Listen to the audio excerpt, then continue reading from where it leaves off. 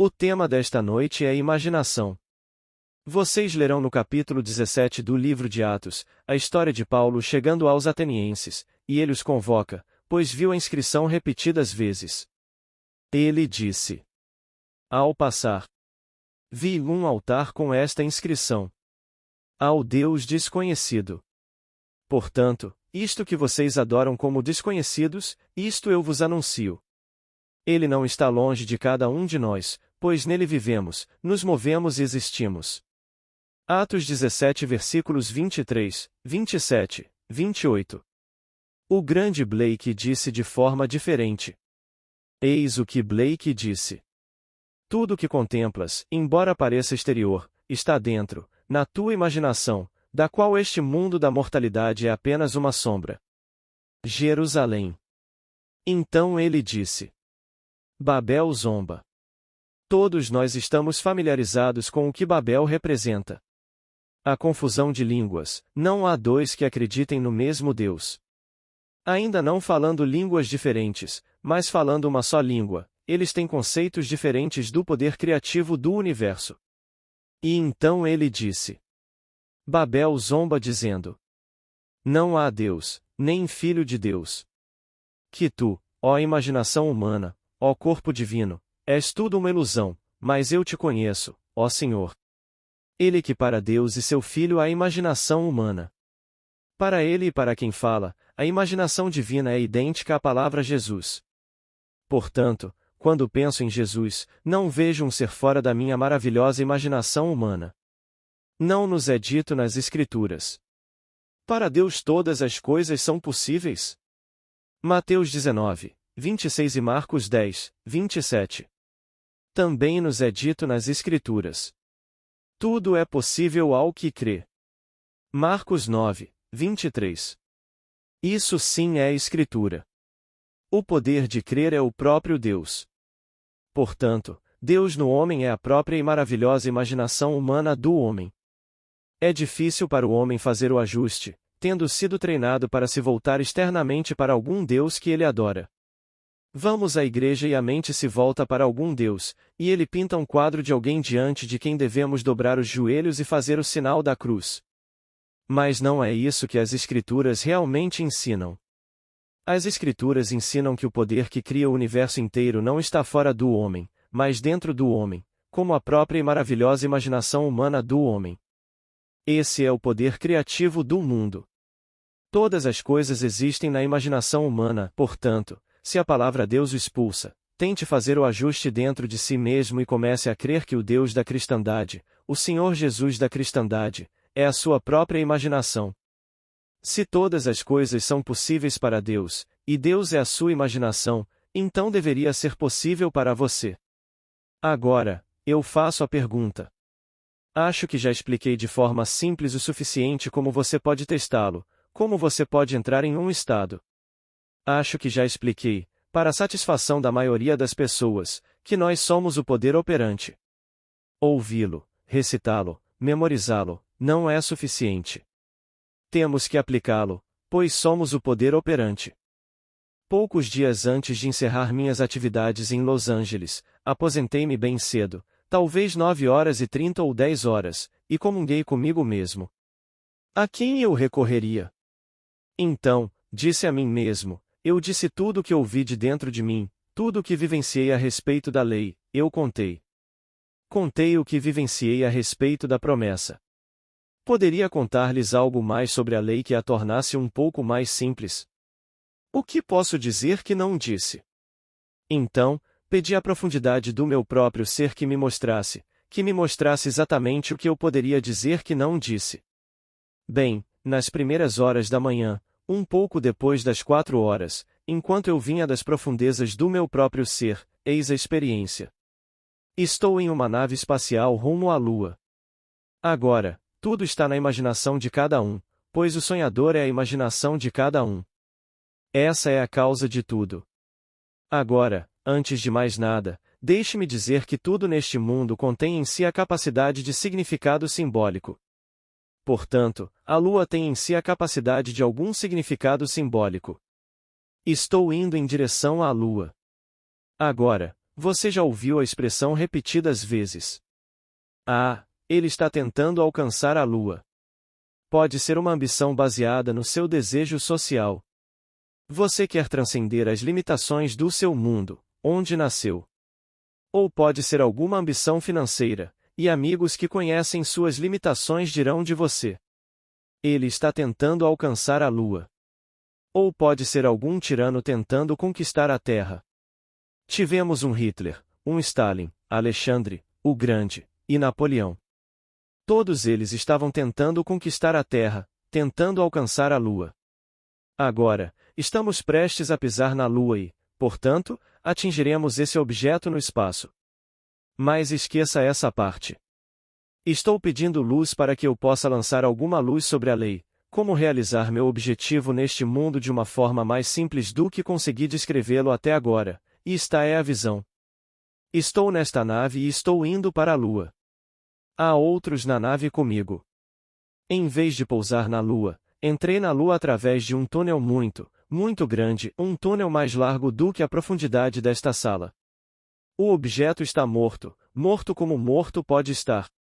Digo a alguém na nave: posso descer? E ele responde: certamente. Desci sobre este cadáver no espaço, a Lua. Havia pequenos objetos à venda, objetos feitos na Terra e colocados na Lua para vender aos turistas. Eram baratos, baratos além da conta, feitos de barro, pequenas xícaras, pequenos pires, pequenos pratos, pequenos enfeites, mas o mais barato dos baratos. Não se pode conceber nada mais barato em aparência e em qualidade. Lá estavam eles, feitos na Terra para serem vendidos na Lua, como um espetáculo de carnaval. Peguei-os, examinei-os e pensei: aqui, a 400 milhões de quilômetros de distância, o homem fez essas coisas e as colocou na Lua para vender aos turistas. Qual era o significado daquela visão? Todas as ambições do homem são como barro. Todas se transformarão em pó. Um homem morreu aqui outro dia no Texas. Ele começou como um menino pobre e deixou um patrimônio de 500 milhões de dólares, mas deixou o patrimônio. Ele havia atingido a bela e madura idade de 75 anos, mas deixou cada centavo para trás. E aqueles que agora têm bilhões, deixarão cada centavo para trás, como se fosse feito de pó. No entanto, fiz a pergunta a mim mesmo e à profundidade do meu próprio ser respondida, e então, qual é o significado do sonho? Diga ao homem, não que ele não deva ter o que quer, certamente ele deve ter, vai ser abandonado de qualquer maneira, mas ele pode obtê-lo. Então, que outro ponto me foi enfatizado? Este é o ponto. Em vez de pousar na Lua, eu fui para a Lua. Blake afirma. Se o espectador pudesse entrar nas imagens em sua imaginação, aproximá-las na carruagem flamejante de seu pensamento contemplativo, se pudesse fazer de qualquer uma dessas imagens em sua imaginação uma amiga e companheira, bem, ele enfatizou entrar na imagem, não contemplá-la como algo externo. Contemplo agora a cidade de Nova York. Estou vendo a de São Francisco. Se meu desejo esta noite é estar em Nova York, digo que não posso me dar ao luxo de ter tempo, ou talvez não possa por falta de fundos, ou talvez meus compromissos me prendam aqui, não sei, mas meu desejo é estar em Nova York. Devo, se quiser realizá-lo apesar das limitações que agora me cercam, dinheiro, falta de tempo, obrigações, chame como quiser, ainda quero estar em Nova York, devo entrar na imagem que agora é algo na superfície da mente lá fora, a 4.800 quilômetros de distância. Parado aqui, devo deixar de lado a crença de que estou em São Francisco. Conhecendo Nova York muito bem, presumo que estou em uma parte muito familiar da cidade e a deixo envolver-me. Devo estar nela e então pensar em São Francisco. Devo vê-la agora a 4.800 quilômetros a oeste de mim, assim como agora vejo Nova York a 4.800 quilômetros a leste. Se eu entrar nesse estado e permanecer nele e o tornar natural, embora permaneça nele apenas por um breve momento, um minuto ou mais, então abro os olhos, fico chocado ao descobrir que ainda estou aqui. Voltei para cá. Eu consegui. Entrei no estado do meu desejo e atravessarei uma ponte de incidentes, uma série de eventos que me levarão e me compelirão a fazer uma jornada para Nova York. Agora, usei isso apenas como um exemplo espacial. Você pode entender isso no sentido financeiro, no mundo social, de qualquer forma que seja. Foi isso que me ocorreu alguns dias antes de encerrar. Pois se eu pudesse encontrar algo mais simples para dizer a eles do que acho que já disse, seria isso, entrar no estado e não simplesmente pensar no estado. Pensar a partir dele é diferente de pensar nele. Preciso aprender a pensar a partir dele. Um homem que esta noite ganhou $1 milhão, a partir daquele momento esse homem se torna consciente de que tem 1 milhão, quando antes não tinha nada. Ele está pensando a partir da consciência de ter $1 milhão. Ele não está pensando nisso, ele está caminhando na consciência de ter $1 milhão. Ele não está esperando por isso, desejando por isso, ele está realmente nele. Foi isso que a visão me revelou. Mesmo que no fim da minha jornada eu deixe minhas coisas para trás, e todas elas serão como se fossem feitas de barro, todas de fabricação barata, aliás, todo homem, sem saber disso, aliás, quantos sabem ou se importam em saber? Eles ainda querem realizar seus sonhos terrenos, e eu sou totalmente a favor, eu ensino. Mas não posso mudar a promessa. A promessa é fixa. Isso é algo que virá para todos os seres neste mundo, pois foi predeterminado. Mas quando estivermos aqui neste mundo de César, posso amortecer os golpes inevitáveis, aprendendo a técnica da lei e como aplicá-la, como usá-la. Agora, o que citei antes, Blake disse nesta citação de Jerusalém. Embora eu não te veja. Bem, aqui é perfeitamente verdade, eu não observo imaginações como observo objetos. Imaginar é a realidade que chamamos de poder chamado Deus. Portanto, eu não observo a imaginação, observo objetos, mas não observo o poder neles. Esse é o maior segredo do mundo. O segredo da imaginação é o segredo de Deus. Quem o encontra, encontra poder supremo, sabedoria suprema, deleite supremo. Todos devem aspirar a esse segredo e tentar desvendá-lo, pois tudo que você descobrir sobre sua própria e maravilhosa imaginação humana, estará descobrindo sobre Deus, pois sua imaginação e Deus são um só. Não há outro Deus. Você se imaginou neste mundo e se imaginará fora dele.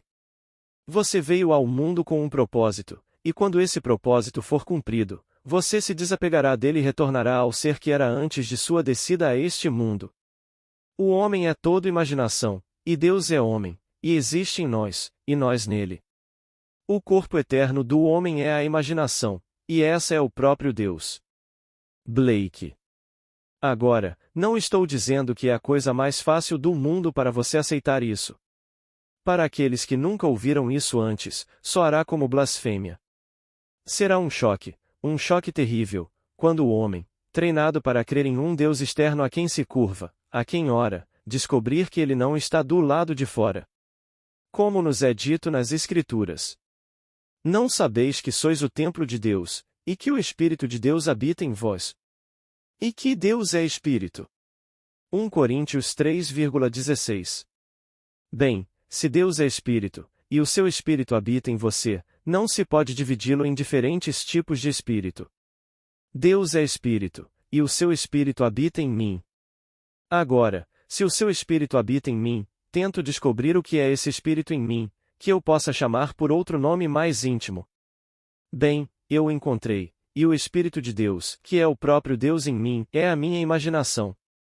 E se todas as coisas são possíveis para Deus e se eu puder acreditar que elas são possíveis para mim, então cabe inteiramente a mim descobrir como acreditar nisso. Eu imagino, assim como você. Não podemos imaginar de forma diferente. Toda diferença reside no conteúdo. Portanto, minha resposta à eterna pergunta: quem sou eu? Determinará as circunstâncias da minha vida. Quem sou eu? Sou o pequeno que nasceu em uma pequena ilha desconhecida, sem nenhuma base social, intelectual ou financeira? Devo aceitar as limitações do nascimento? Bem, a maioria das pessoas aceita. Mas eu li as Escrituras. Li as palavras de que sou o templo do Deus vivo, e o Espírito desse Deus habita em mim, e todas as coisas são possíveis para esse Deus? Bem, eu não deveria permitir que nada interferisse na minha descoberta desse Espírito em mim que é chamado de Espírito de Deus, pois se todas as coisas são possíveis para ele e ele habita em mim, devo fazer todos os esforços para localizá-lo. Bem, eu o localizei, e ele é a minha imaginação. E eu não difiro de nenhuma pessoa nascida de mulher. A imaginação em cada um é Deus. Mas se eles foram treinados para acreditar em seus pequenos seres e na minha própria e minúscula imaginação, as pessoas dirão: ah, isso é apenas a imaginação dele. Vamos à Lua. Um homem imaginou isso há 100 anos, Júlio Verne. Ele até imaginou a nação que faria isso. Ele disse que o know-how Yankee, seus engenheiros inventariam os meios para chegar lá primeiro. Ele escreveu isso há 100 anos, e não importa o quanto os outros tentem, chegaremos lá primeiro. Estamos à beira disso, mas ele teve que imaginar primeiro. Nota do transcritor: o pouso na Lua ocorreu em 20 de julho de 1969. O que agora é verdade era apenas imaginado. Estamos em uma sala. Parece tão real. Bem, isso era apenas imaginado. Você está usando vestidos, você está usando todos os tipos de coisas, mas elas tinham que ser imaginadas primeiro. Você vai a um alfaiate ou à sua costureira e escolhe o material que gosta. É apenas uma simples peça de tecido. Então você diz à sua costureira, ou eu digo à minha costureira, que tipo de terno eu quero. Então, permito que ele, com seu know-how, assuma a minha visão do tipo de terno que desejo. Tendo escolhido o material, ele o executa. Agora, o que se comprova quando visto era, a princípio, apenas imaginado. Um homem imagina um desejo, digamos, de riqueza. Quando enriquece, pode esquecer os meios pelos quais ele surgiu e pensar que todas as forças externas que foram usadas para realizá-lo são as causas. Elas tiveram que desempenhar o papel que desempenharam porque ele imaginou o que imaginou. Portanto, não difiro de você ou de qualquer ser no mundo no ato de imaginar. A única diferença terá que residir no conteúdo da minha imaginação. O que estou imaginando? Se imagino algo pequeno e sinto pena de mim mesmo, tudo bem, a vida provará que eu tinha todos os motivos do mundo para sentir pena de mim mesmo, porque os golpes virão até mim. E me voltarei para aquele que me deu os golpes e o culparei, ou os culparei, quando a culpa, se houver, for minha, pois se eu não tivesse imaginado o que imaginei, não poderia encontrar as condições que encontrei. Esta é a lei da Escritura. Dizem-nos: não vos enganeis. Não vos enganeis. Deus não se deixa escarnecer. Deus é a vossa imaginação, ele não se deixa escarnecer. Como o homem semeia, assim ceifará. Gálatas 6, 7. Bem, o que estou semeando? Estou semeando tudo o que imagino. É isso que estou semeando, pois a única coisa que posso semear é o que imagino. Então, mudarei agora de um Deus externo para o Deus interno, e o encontrarei em mim mesmo como minha própria e maravilhosa imaginação humana? Que Babel discursasse e dissesse que não há Deus. Que Babel dissesse que não há Filho de Deus. Então vem aquela maravilhosa declaração do profeta, que vê isso. Tu, ó imaginação humana, corpo divino chamado minha imaginação humana, o corpo do Senhor Jesus Cristo, sepultado em mim. E se ele não estivesse sepultado em mim, eu não conseguiria nem respirar, não conseguiria pensar. Mas um dia ele se erguerá em mim, e enquanto ele se ergue em mim, eu sou ele agora, mas não sei. Quando ele se ergue em mim, eu sei disso então, porque eu me elevo, não ele se ergue. Ele se tornou eu a ponto de não sermos dois, somos um. Então, ele nos sofre. Eu digo: estou com dor. Bem, o nome dele é Eu Sou. Essa é a minha imaginação. Eu não digo: meu corpo está chorando, eu digo: estou chorando. Eu não digo: meu corpo está cansado, eu digo: estou cansado. Então, Blake não está certo quando diz: tu sofres comigo? Embora eu não veja. Não consigo te ver como algo externo. Eu não poderia, na eternidade, me ver como algo externo. Devo vê-lo apenas por reflexão, e o mundo reflete indevidamente o que estou fazendo dentro de mim. Chegará o dia em que realmente me verei, mas não como algo externo a mim mesmo. Eu me conhecerei apenas em razão do Filho que está diante de mim e me chama de Pai. Então estarei olhando diretamente para o rosto do Filho de Deus, e ele me chamará de Pai. Então, e somente então, saberei quem eu sou. Todos terão essa experiência.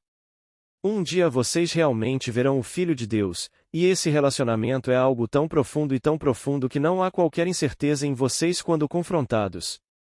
Ele está diante de vocês, e vocês o veem, e sabem que ele é seu filho, e ele sabe que vocês são o pai dele, e não há qualquer incerteza.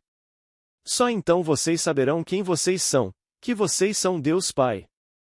Todos, um dia, terão essa experiência, todos. Falo por experiência própria, não estou teorizando, não estou especulando. Mas até que esse dia chegue, vamos descobrir Deus dentro de nós mesmos como nossa própria e maravilhosa imaginação humana, e então testá-la. Porque todas as coisas são possíveis a Deus, e todas as coisas são possíveis ao que crê. Marcos 9, 23. Bem, eu posso crer, mas será que fiz todas as coisas acontecerem? Só pode ser minha falta de crença, se essa afirmação for verdadeira.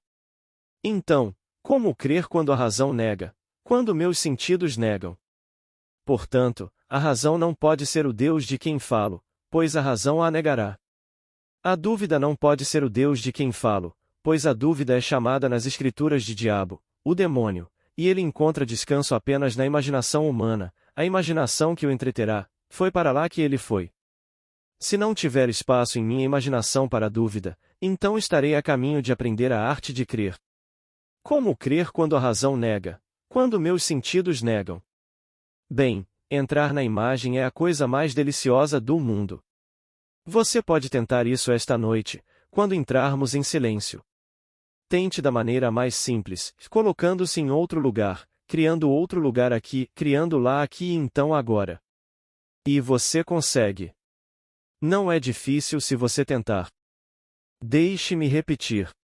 Nós somos o poder operante. Saber é uma coisa e fazer é outra. E no minuto em que você tenta, você consegue. Pois bem, espere. No minuto em que você faz e abre os olhos, num piscar de olhos você está de volta aqui, e dirá a si mesmo: eu não fiz nada, apenas fiz uma coisinha simples na minha imaginação. Como isso poderia produzir o resultado se eu simplesmente presumi que fiz? Bem, espere para ver se uma pequena ponte de incidentes não aparece rapidamente, compelindo você a atravessar essa ponte de incidentes em direção à realização do que você fez. Funciona assim. E depois de você ter provado isso, o mundo inteiro pode se levantar em oposição e não faz diferença para você, você fez. Depois de ter feito, continue fazendo e se torne ainda mais enraizado em quem Deus realmente é, e você andará de cabeça erguida, andará como deve andar, como alguém em quem Deus habita. Não há lugar no mundo mais santo do que onde você está. Pois onde quer que você esteja, Deus está lá. Não há igreja construída por mãos humanas comparável ao templo de Deus, e vós sois o Deus vivo, e o Espírito de Deus habita em vós. 1 Coríntios 3 versículo 16. Que templo neste mundo, feito por mãos humanas, poderia se comparar a este templo, quando nenhuma mão o poderia fazer? Ele vem ao mundo e é um templo do Deus vivo.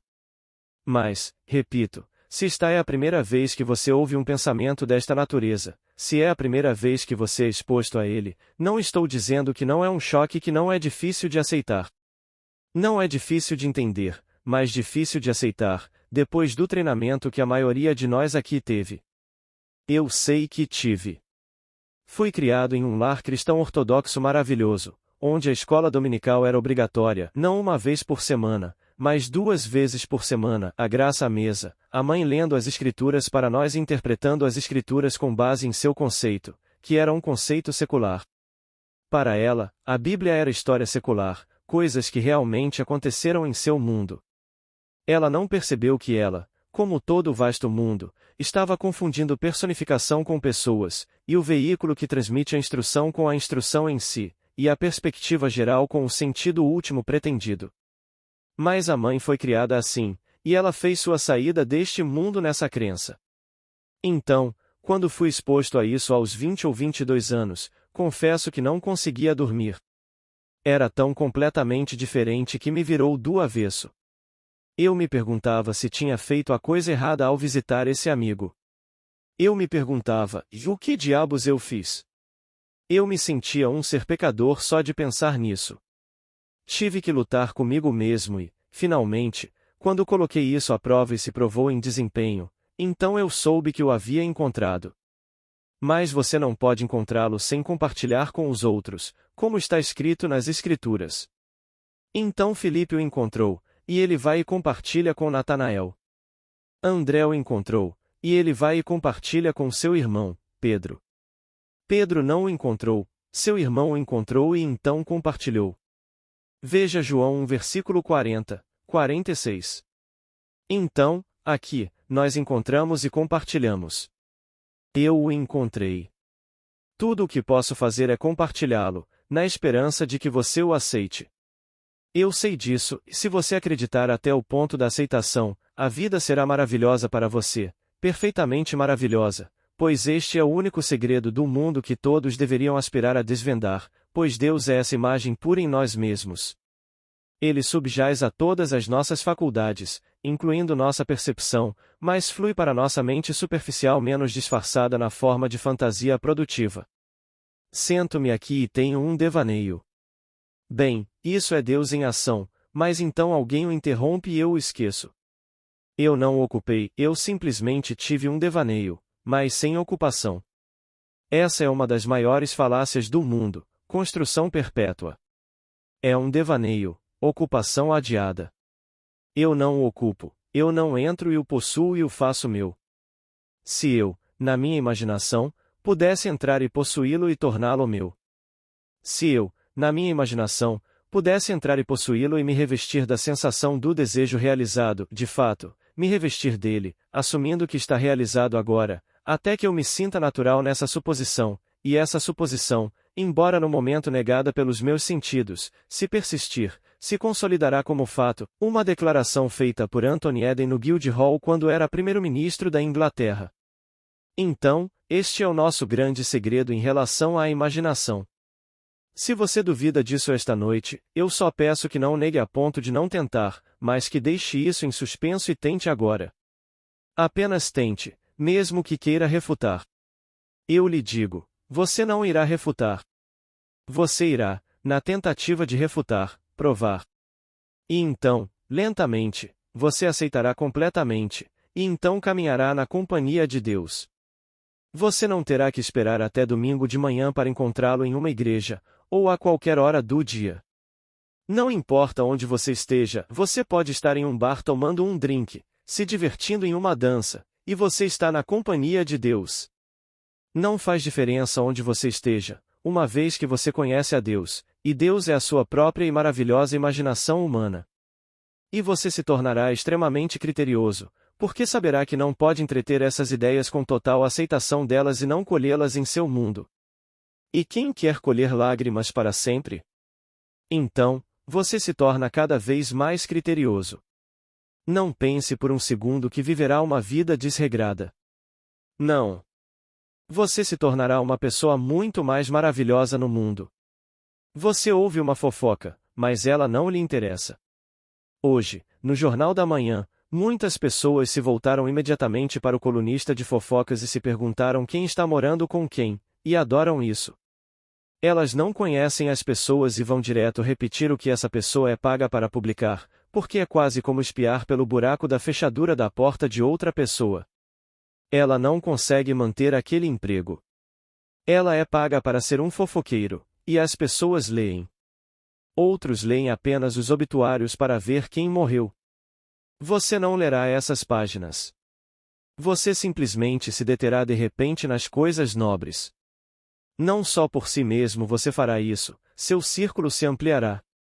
Você vai Você pensará em um amigo e, se ele estiver aflito, você o representará para si mesmo como gostaria que ele estivesse.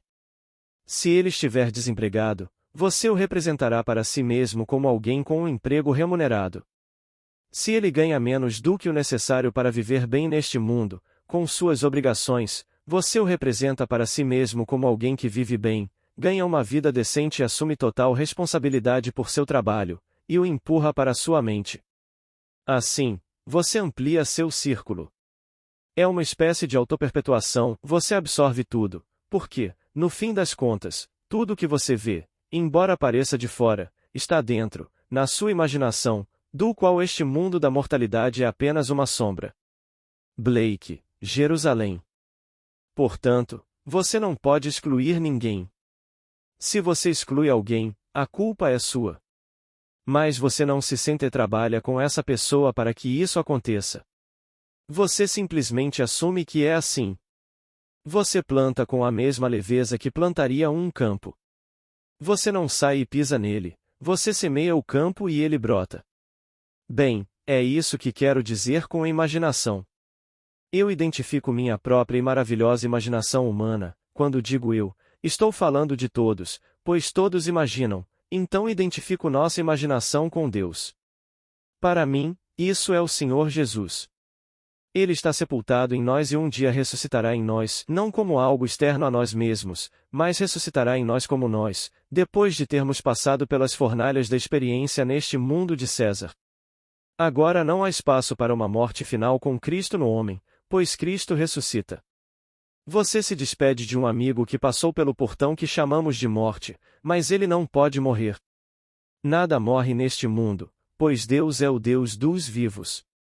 Mas nada morre, porque o você mortal não pode morrer, e o você mortal é muito mais real do que a vestimenta de carne e osso que ele veste no mundo de César. Este é o limite da contração para um propósito, mas quando isso é queimado na fornalha, cremado, você, o ocupante, não é queimado na fornalha. Você é restaurado, vestido como está agora, apenas o corpo é jovem, não um bebê, um corpo jovem, com cerca de 20 anos. Eu os encontro o tempo todo, e eles são jovens, embora quando eu me despedi pelo portão da morte, eles tivessem 70 ou 80 anos, meu pai, 85 quando se despediu, minha mãe, 61. Eu os conheci na casa dos 20. Estou muito, muito mais velho. Sou mesmo. Eu os encontro, e eles crescem. Crescem lá também, não permanecem com 20 anos. Você cresce lá, e sente tanto medo quanto sente aqui, e você se casa lá também, e luta lá também, e morre lá também, para se encontrar restaurado mais uma vez. E a jornada continua até você ressuscitar. A ressurreição é uma partida desta era para aquela era, chamada o reino dos céus, mas somente quando ele em você ressuscitar como você deixará este mundo de César. Mas enquanto estiver nele, por que não aprender a sua lei, porque os golpes são inevitáveis? Aprenda a lei, para que possa amortecer os golpes. Então, quando eu souber o que quero, para amortecer os problemas do momento, então aplicarei isso, e aplicarei este princípio a qualquer coisa no meu mundo. E o princípio é este. Primeiro, você começa com o desejo. Quem está desejando? Bem, eu sou. Bem, quem é eu sou? Esse é Deus. Este é o meu nome para todo sempre, como nos é dito no livro do Êxodo. Vai e diga a eles que eu sou te enviou. Este é o meu nome por todas as gerações, para todo sempre. Êxodo 3, 15. Portanto, quem está sentindo? Eu sou. Bem, esse é Deus. Quem está desejando? Eu sou. Bem, esse é Deus, e todas as coisas lhe são possíveis. Marcos 9, 23. Tudo bem, comece por aí. Eu poderia continuar desejando se tivesse? Não, eu não poderia. Se eu quisesse esta sala para palestrar quando cheguei aqui, e depois recebesse a confirmação da administração de que tenho permissão para falar no Memorial dos Fuzileiros Navais por 10 dias, e as datas estivessem definidas, eu poderia escrever uma segunda carta implorando? Eu poderia de alguma forma ter esperança depois de ter percebido isso? Não, eu simplesmente entro na suposição de que tenho. Então, quando solicitei esta sala para 10 palestras, ela foi concedida, e a partir daí eu não tive mais desejo por ela. O desejo foi realizado. Eu tive que esperar o tempo normal, o intervalo de um mês, bem, foi há um mês que eu aceitei. Então, eu vim um mês depois para realizá-lo. Bem, a mesma coisa acontece em tudo o que você faz neste mundo. Você simplesmente ousa assumir a sensação do desejo realizado até que pareça natural, até que assuma os tons da realidade, e quando isso acontece, está feito. E agora, confie em Deus. Bem, quem é Deus? Sua própria e maravilhosa imaginação humana. Você a imaginou? Bem, é Deus. Agora confie nele. Não recorra a nenhuma força externa. A igreja acaba de rebaixar cerca de 100 santos, depois de fazer fortunas vendendo pequenas imagens deles. Imagino quantos ainda usam São Nicolau. Tratavam-no como um santo. É como tratar o Papai Noel como um santo. E todos esses santos, o santo da estrada, para proteger contra um acidente, agora dizem que ele nunca existiu. Se ele nunca existiu, por que começaram isso? E, no entanto, há centenas de anos, começaram essa bobagem, milhões inumeráveis desses pequenos ícones, pequenas medalhas. Lá no sul, nosso cardeal admitiu que, em dezenas de milhares dessas pequenas medalhas, ele havia colocado seu selo de aprovação, o selo do cardeal, no verso daquela pequena medalha. Quando lhe perguntaram: Bem, agora você se arrepende? Ele respondeu: Não, era aceitável na época e eu fiz de boa fé. Mas quem começou essa bobagem começou por uma razão comercial, e ganhou milhões inumeráveis, centenas de milhões vendendo-os para a maioria. E quantos milhões de pessoas os usaram e ainda os usam, e ele nunca existiu? Eles os montam na frente de seus carros, em seus pequenos caminhões, em suas bicicletas, e agora, para descobrir. Saí com uns amigos meus para cumprimentar 3 rapazes que voltaram da guerra. Um deles era fuzileiro naval, perdeu um pé e o braço ficou completamente esmagado, um braço. O irmão dele ia para o sacerdócio e voltou surdo, estava no exército. Outro estava no exército, voltou com tuberculose. E a mãe deles me disse com toda a inocência e eles acompanharam a mãe. Se não fosse por Saint Christopher, eles não teriam voltado. Ela realmente acreditava. E eles acreditavam, e um deles estava há 3 anos se preparando para o sacerdócio quando a guerra estourou, e ele achou que era melhor servir ao seu país do que se tornar padre. Então, quando ele saiu, desistiu completamente, se casou e tem uma linda família. Mas ele acreditava, e eles acreditavam, e o pai e a mãe acreditavam. Eles me entretiveram muito bem, mas sabiam que eu não estava seguro por ser protestante. Cristão não significava nada para eles, porque ou você é católico romano ou não é cristão. Então, eu disse à minha esposa: O que eles vão pensar quando descobrirem que eu não sou católico romano? Ela respondeu: Não importa. Eles me amam muito, e eu não sou. Eles sabem que você não pode ser salvo de qualquer maneira, e daí? Então, todos nós fomos nos divertir. Minha esposa foi muito honesta sobre isso, pela simples razão de que seu pai era o amigo mais próximo daquela família. E estes voltaram, um com um pé faltando, um ombro esmagado. Bem, eu também estive no exército, não tanto tempo quanto esses caras, mas não voltei fragmentado. Usei esse princípio para sair do exército e saí com uma dispensa honrosa. Não fugi. Quem disse não ao meu pedido foi o mesmo coronel que me ligou 9 dias depois de eu começar a aplicar esse princípio. Fiz isso de forma bem simples. Decidi que queria sair do exército e então pensei: se eu saísse, onde estaria? Bem, eu não estaria aqui catando panelas, fazendo todas essas coisas no exército e sendo treinado. Eu seria um civil na cidade de Nova York, no meu próprio apartamento, com minha filhinha e minha esposa. Meu filho era fuzileiro naval e já estava em Guadalcanal.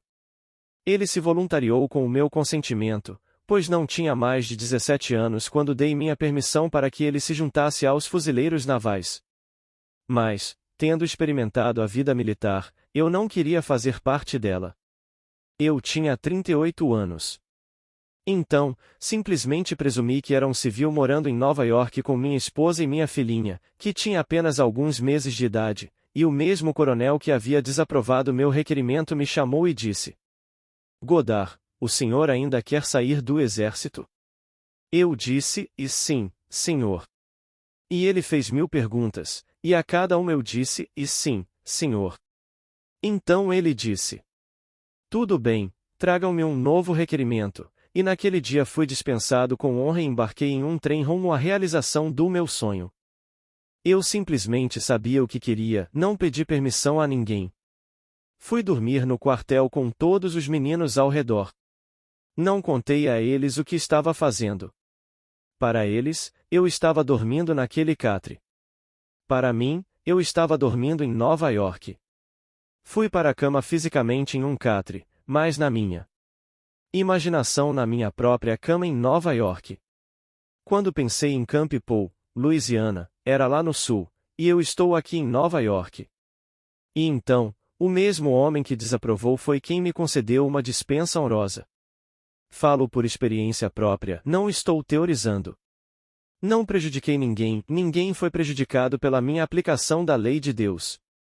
Não nos é dito: tudo o que desejardes, crede que já o recebestes, e o obtereis? Você lerá isso no capítulo 11 do livro de Marcos.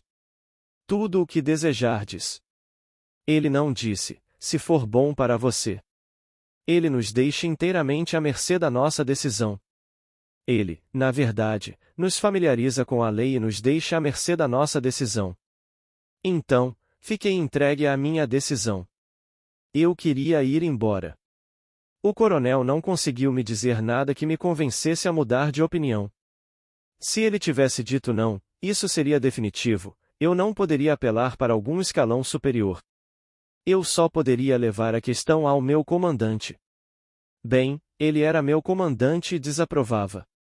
Bem, voltei, com o documento na mão. Reprovado. Fui para a cama, sem a sua permissão, e dormi em Nova York. Fui para a cama sem que ninguém no quartel soubesse o que eu estava fazendo. Viram um homem chamado Neville Goddard dormindo naquele beliche, mas não sabiam que eu não estava lá, pois onde eu poderia estar, exceto na imaginação? Se não estou dormindo aqui na imaginação, não estou aqui. Você vê a vestimenta que estou usando, mas teria que descobrir onde estou na imaginação para realmente saber onde estou. Você pode ver a vestimenta, mas será que a vestimenta é o homem? Eu estava dormindo na imaginação, que é Deus, e todas as coisas são possíveis para ele. Bem, então, ele mudou a decisão do coronel. Ele mudou de ideia. Quem é ele? Minha imaginação. Deus é um só. Não há 1 milhão de pequenos deuses correndo por aí. Há apenas um Deus. Ouve, Israel. O Senhor, nosso Deus, é o único Senhor. Deuteronômio 6, 4. Não procure um segundo Deus, não há segundos deuses. E esse Deus se tornou humanidade, e no homem esse Deus é a própria e maravilhosa imaginação humana do homem, esse Deus. Portanto, é aquele composto de outros, e é exatamente isso que a palavra Elohim significa. A palavra traduzida como Deus nas Escrituras é Elohim, e Elohim é uma unidade composta. É uma palavra plural, um composto de outros. Nós somos os outros e todos coletivamente formamos o único Senhor, que é chamado Eu Sou. Bem, você não sabe que você é, e não diz: Eu sou. Isso é Deus. E você não consegue imaginar? Bem, imaginar é Deus em ação. Então, o que você está imaginando? Você determina isso. Pois, como eu disse antes, eu imagino, assim como você. Não podemos imaginar de forma diferente. Todas as diferenças residem no conteúdo. Qual é a minha resposta à eterna pergunta? Quem sou eu? Essa resposta determina as condições da minha vida. Sou um serzinho desconhecido, lutando por $1 para pagar o aluguel, para comprar comida? Pois bem, é isso que vai acontecer comigo. E não há ninguém de fora que possa mudar isso. Preciso promover a mudança dentro de mim. Posso pedir dinheiro emprestado e implorar por dinheiro, e se eu permanecer nesse pequeno conceito de mim mesmo, não conseguirei pagar e terei que ficar sempre procurando alguém para pedir emprestado, enquanto permaneço na consciência de ser uma pequena não entidade indesejada. Que eu permaneça naquele momento exatamente como sou e mude isso agora, comece a mudar minha resposta à pergunta: quem sou eu? E se Deus habita em mim, eu deveria ser importante, não contra alguém no mundo. Isso não faz diferença para mim o que eles são. Conceda-lhes exatamente o que eles querem. Se eles querem riquezas, deixe-os. O que importa? Se eles querem estar no mundo social, no topo, deixe-os estar. Sem inveja alguma. Se eles querem ser importantes aos olhos do mundo, deixe-os ser importantes. Vocês têm valores diferentes. Vocês estão em união com Deus, e Deus está dentro de vocês, e que melhor companhia vocês poderiam ter neste mundo do que andar na companhia de Deus, e andar com Ele não apenas no domingo de manhã, mas todos os dias da semana, sabendo quem Ele é? Portanto, temos que tomar a decisão. Escolhei hoje a quem servireis. Josué 24:15. Servirei a um Deus falso ou ao único Deus vivo? E esse único Deus vivo é a sua imaginação, a minha imaginação, e esse é o homem imortal que não pode morrer. Agora, vamos entrar no silêncio. Ótimo! Quando você aceitar isso completamente, descobrirá que não precisa de intermediário entre você e Deus, nenhum. Ele se tornou você, para que você se tornasse Deus. Agora, alguma pergunta, por favor? Pergunta inaudível. Resposta: eu não diria que todo sonho precisa de interpretação. A maioria precisa, pois a linguagem universal, independentemente da língua que você usa para se expressar. Existe uma linguagem universal, e essa é a linguagem do simbolismo.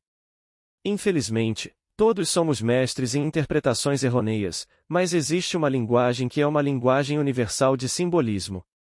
Portanto, eu digo, tudo neste mundo contém em si a capacidade de significado simbólico.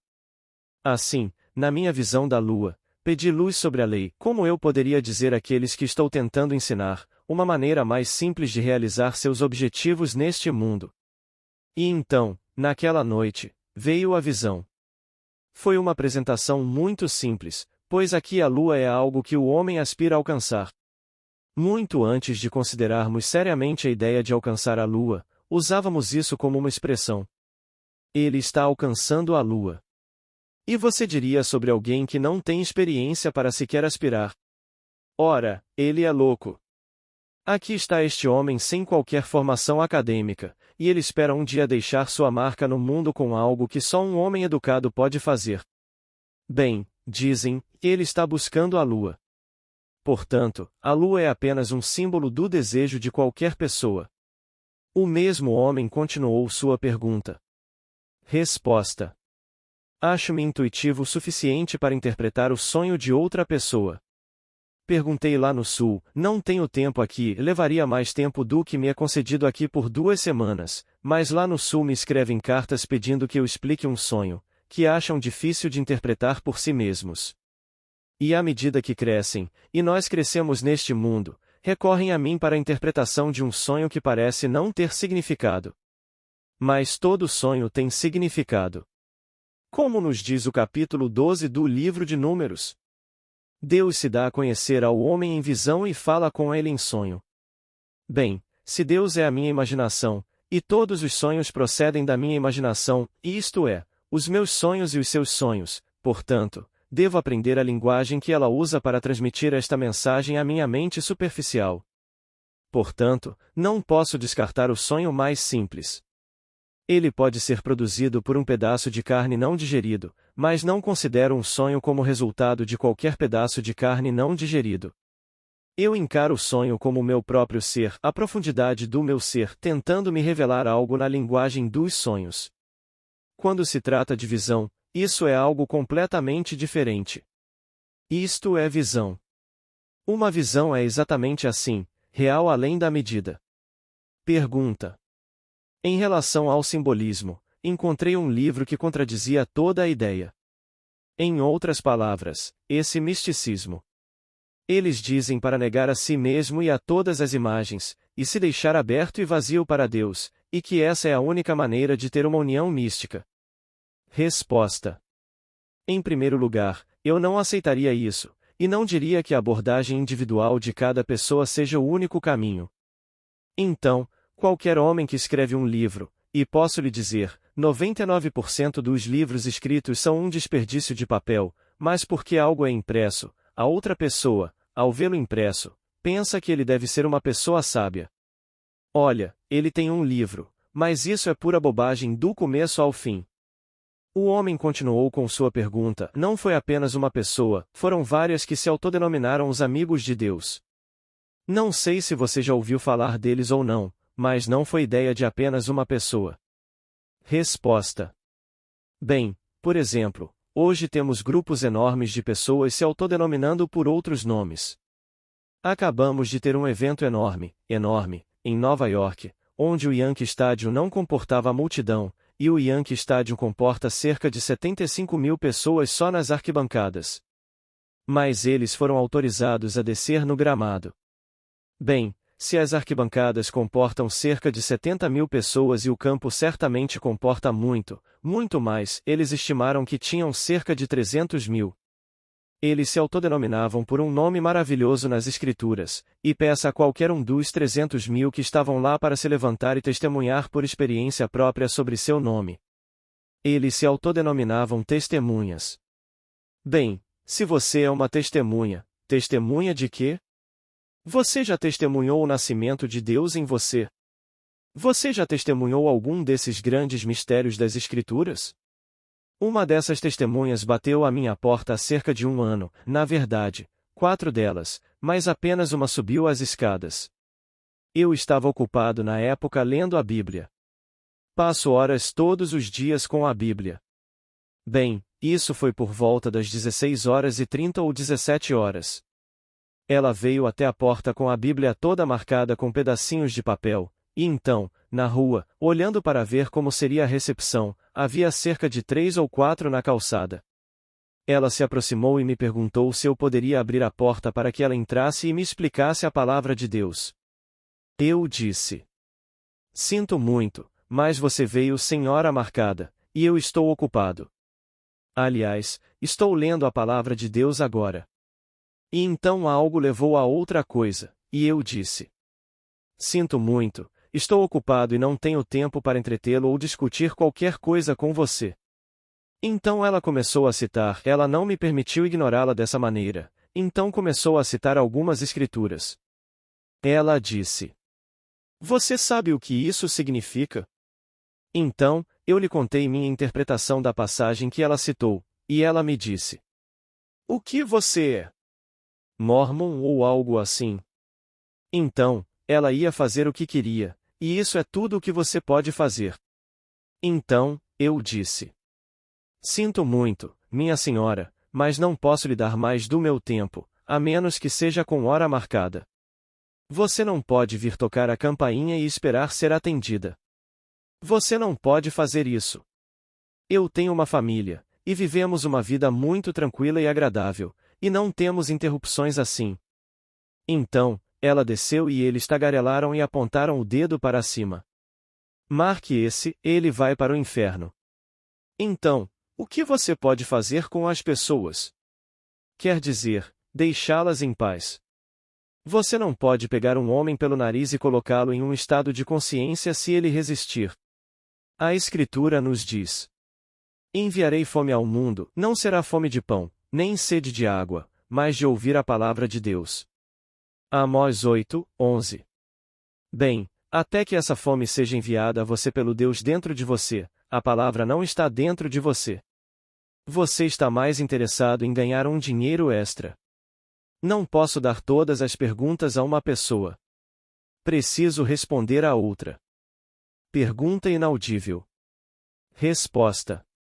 Em última análise, nos voltamos para o mas somos irmãos, como está escrito nas Escrituras, nestas palavras, que ele estabeleceu limites para os povos, segundo o número dos filhos de Deus. Portanto, somos irmãos, é preciso tudo para formar o Eu nunca, na eternidade, perderei minha identidade, nem você, e ainda assim somos Você é o mesmo Deus. Do mesmo Filho, você é o Pai, assim como eu sou o Pai. Isso demonstra a unidade do nosso ser. Se você é o pai do meu filho e aquele filho que eu sei ser meu filho, e todos serão pais desse filho, há apenas um pai. Portanto, as Escrituras ensinam. Há apenas um corpo, um espírito, uma esperança, um Senhor, uma fé, um batismo, um Deus e Pai de todos. Efésios 4 versículo 4, 6, apenas mas ninguém perderá sua identidade. Estou expandindo minha identidade, mas não há perda. Quando sou abraçado pelo Senhor ressuscitado enquanto ele vestia a forma humana divina, que é o amor, respondi à pergunta. Ele me pediu para nomear a coisa mais grandiosa do mundo. Quando eu disse amor, ele me abraçou e nos fundimos, nos tornando um só espírito, um só corpo, mas eu não perdi minha identidade. Quando nos separamos dessa união, eu me tornei Neville, só que dentro de mim eu tinha consciência de um eu maior, plenamente consciente do eu maior, sem perda de identidade. Portanto, todos aqui estão destinados a descobrir a paternidade de Deus como Ele mesmo, através do Filho, que o chama de Pai todos. Pergunta inaudível. Resposta. Meu querido, nós comemos da árvore do conhecimento do bem e do mal. Temos enormes pressões no mundo para torná-lo bom. Jamais provocaremos um desequilíbrio entre o bem e o mal. Ele sempre nasce desta árvore. Esta é a árvore do conhecimento do bem e do mal, e ela produz o mesmo número de frutos. Então, eles fazem todos os esforços do mundo para torná-lo um mundo melhor. Eles estão na árvore errada. Um dia, desceremos desta árvore do bem e do mal e comeremos da árvore da vida quando esse dia chegar, que vem com a ressurreição. E a ressurreição não é algo coletivo, é uma experiência individual. Somos chamados para fora deste estado, um por um, para nos unirmos em um único corpo, que é o Senhor ressuscitado. Portanto, todos são favorecidos. 10 milhões de dólares para isso, 100 milhões de dólares para aquilo, e depois esperar um pouco, e então, ao final de um ano, uma pequena investigação. Um comitê é formado para descobrir que aqueles que receberam os 100 milhões para distribuí-los para o bem, embolsaram-nos para si. De repente. Para onde foram os 27 milhões de dólares em petróleo? Ora, 27 milhões de dólares em petróleo não podem ser contabilizados. Alguém o tinha. Não o derramaram em Santa Bárbara. Nota do editor, referência ao vazamento de petróleo em 1969. Isso veio do mar. Então, onde estão os 27 milhões? Só naquela semana, 27 milhões de dólares em petróleo para os nossos rapazes no Vietnã, e eles não conseguem prestar contas. Veja, você encontra isso em todas as esferas da vida, o bem e o mal, portanto, não tente queimá-lo, você não impedirá a árvore de produzir o bem e o mal. Siga seu próprio caminho em todas as coisas belas do mundo e permita que os outros façam o que quiserem. Eles farão de qualquer maneira. Quando falo, quero ajudar a todos neste mundo, individualmente. Não sou a favor da multidão, para torná-los todos assim chamados bons. Ninguém pode vir a mim, se meu Pai não o chamar. João 14, 6, e eu e meu Pai somos um. João 10, 30. Ninguém poderia estar aqui esta noite se meu Pai não o chamasse. Até aqueles que talvez nunca mais voltem foram chamados. Este é o seu primeiro pequeno golpe, pequena explosão. Pergunta inaudível. Resposta. Ora, certamente, você pode ajudar qualquer pessoa neste mundo, e chegará ao ponto em que ajudará a todos. Mas você não vai mudar a natureza da árvore. Esta árvore produz o bem e o mal. Esta é a natureza deste mundo. E de repente você sairá dela e comerá da árvore da vida, e verá este mundo de forma tão diferente, que ficará chocado além da conta. Pergunta inaudível. Resposta. Minha querida, o mundo está morto, e as pessoas não sabem disso, mortas, tão mortas quanto possível, mesmo que estejam caminhando nele. Chegará o dia em que você terá essa experiência. Você saberá que o que está sentindo dentro de si, você poderá interromper, e ao olhar para as pessoas ao seu redor, você interromperá a atividade delas dentro de você, e todas ficarão paradas. Não quero dizer que elas estejam paradas como soldados em posição de sentido quando ainda conseguem piscar os olhos e mover o corpo, quero dizer que elas estão mortas.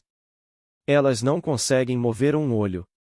Elas não têm consciência de que estão paradas. E se você interrompesse esse movimento por 1000 anos, quando liberasse, elas continuariam com sua intenção e não saberiam por um momento que ficaram paradas por 1000 anos. Tudo isso faz parte da estrutura do universo. Tudo o que está acontecendo no mundo pertence à estrutura eterna do universo. Você não foi criado, você é parte da estrutura eterna. Todos os casamentos, todos os divórcios, todo o amor, amores rebeldes, amizades adoráveis, ódios, tudo faz parte da estrutura eterna do universo. Portanto, quando falamos de criação, não me refiro à construção de um homenzinho de barro. O homem sempre fez parte da estrutura do universo. Não estou falando da criação da vida. Somos apenas corpos animados agora. Chegará o dia em que nos tornaremos espíritos vivificantes. Então você verá que todo o vasto mundo é um corpo morto, tão morto quanto a lua, e todos os relacionamentos são elaborados em detalhes. Se pudéssemos ver com os olhos despertos enquanto a criança sai do útero, todo o padrão de sua vida estaria lá. Pergunta inaudível. Resposta. Por que é um corpo morto? Agora é animado pelo Espírito de Deus, que é chamado de sopro, pois a palavra sopro, a palavra vento e a palavra espírito são a mesma coisa, tanto em grego quanto em hebraico. Então, ele sopra o sopro da vida no corpo do homem. É o espírito que possui o corpo, que então se torna um corpo animado, um ser vivo, mas não um espírito vivificante. Esse é o ato da criação. Pergunta sobre assumir que o desejo foi realizado. Você não pode permitir nenhum medo consciente. Resposta. A questão é, e tendo assumido a sensação do desejo realizado, você não pode negar que, apesar dessa suposição, existem algumas dúvidas e medos conscientes. Bem, eu não nego isso, mas a prática tornará isso cada vez menos evidente, e você confiará em Deus tão implicitamente, não como um ser externo que pode estar observando você enquanto você ora. É o que as pessoas dizem, será que ele me viu? Porque sua imaginação sempre. Ao iniciarmos a palestra esta noite, citando o capítulo 17 do livro de Atos. Vocês têm um Deus desconhecido. Eu lhes falarei sobre esse Deus desconhecido, e ele não está longe. Nele vivemos, nos movemos e existimos. Para onde eu poderia ir, partindo da minha imaginação? Eu sou todo imaginação e isso é Deus. Portanto, tudo o que estou imaginando, minha imaginação está vendo. Eventualmente, vocês têm total confiança nele. Imaginação e fé são a matéria-prima com a qual o homem molda seu mundo.